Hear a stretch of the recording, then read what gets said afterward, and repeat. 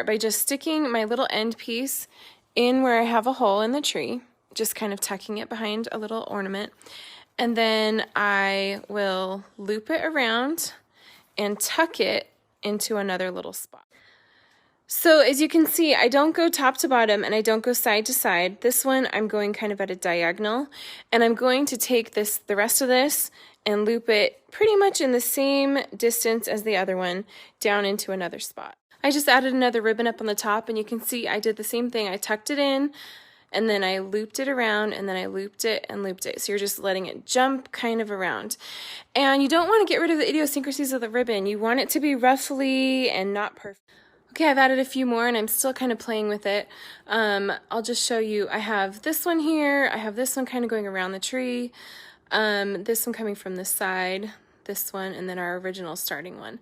And I still need to go in and add a few more. So I will be going in and finishing the rest of the tree, and I'll make sure to have one that's kind of right here but going around the back, and then the same thing kind of up on the top, and then down here on the side too.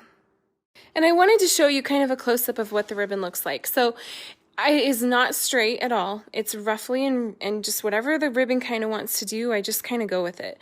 And as I'm bouncing the ribbon around, I'm just creating that movement with the eye. One thing that I think is so important is that it's not going to be perfect. And the more you look at it, the more it might bother you. You know, you might need to make some tweaks or whatever. But what you're trying to do is create a very flowy and organic feel to the tree.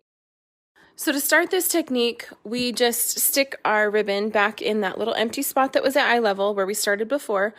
And we drape it pretty much the way we did before, but instead of going down, we're going to go across and still do the same little jumps. Once we have our first one on there where we like it, we are going to do more up on top and more down below. This one's really easy because you just kind of evenly space your stripes on the tree, and you just kind of keep into account where you leave off on the one side of the tree, and you just kind of keep going all the way on the other side of the tree. And I added more. So you can see that you still get that same movement. It still makes your eyes kind of follow down the tree. But this one is just kind of a different look and very natural looking. So very not fussy. This one literally just took a few minutes to stick up there. So if you're intimidated by the other one, this one is a little bit easier to do. And you can use a couple different kinds of ribbons too if you want. One of the other things is I usually save some of my smallest ornaments, so like these ones, for when I'm done with the ribbon and I see that I still have a couple of little holes that I might want to put an ornament. And the last ribbon thing that I wanted to show you for Christmas trees was one that I promised using non-wired ribbon or thinner ribbon. And I'll kind of show you this little technique. You can use it for thicker non-wired ribbon too. I'm not going to take off this red ribbon. I'm just going to do it on top of it because I don't want to take off the ribbon. Anyway, but I'll show you this technique. It's really easy and it's really pretty, I think. And then I'll show you a picture at the end of the tree with just this ribbon on it. Okay, just like the wired ribbon, you just take a little piece and kind of stick it in where a branch goes. And then I usually just take mine and kind of start twirling it a little bit and kind of just letting it fall where it's going to fall.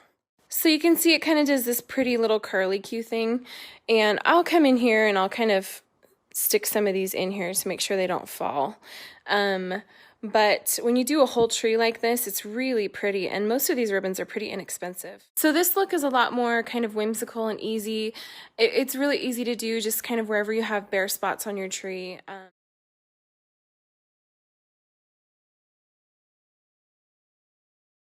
First thing though with the ribbon is I always make sure that I cut it up into strips.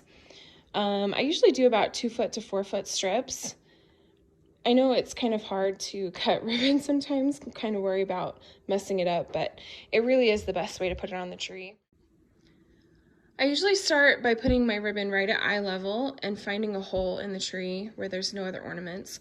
And I just tuck the ribbon back in and then bounce it, usually twice, usually on a diagonal, and then I go back in and I just kind of make it a little more ruffly and organic instead of just really straight and bouncy. This kind of creates a lot of movement and makes it look a little... I finished putting the ribbon on my tree, and I did end up doing all of them in the same diagonal direction, so they're all kind of parallel to each other.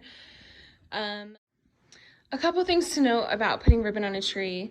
You want it to feel as organic as possible, so that's why I tuck it in. You know, here's the outside of the branches, and it's actually tucked back in a little bit.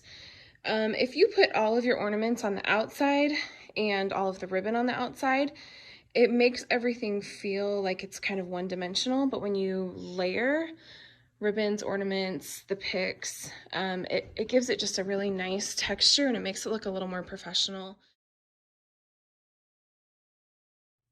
Okay, so I start about eye level and then go a little bit higher, or right at eye level if there's a hole. And I take my first piece and I just do kind of a loop-de-loop, and then I will go in and add a second piece. So I'll find kind of another hole, and I'll start my second piece just by sticking the end of it in, and then I let it kind of loop back, tuck it in, and then loop it around again. You can see it's not perfect, it just adds a little bit of movement to the tree. I go over a couple of other kinds of ways that I do ribbon on my blog, but this is probably the way that I do it most often. Cutting it into smaller strips is, I would say it's kind of a different technique than most people use. I've actually seen more people doing it lately though, it seems. But over the years, this is the one that has worked best for me. It saves ribbon. It's a lot easier to get that movement throughout the tree.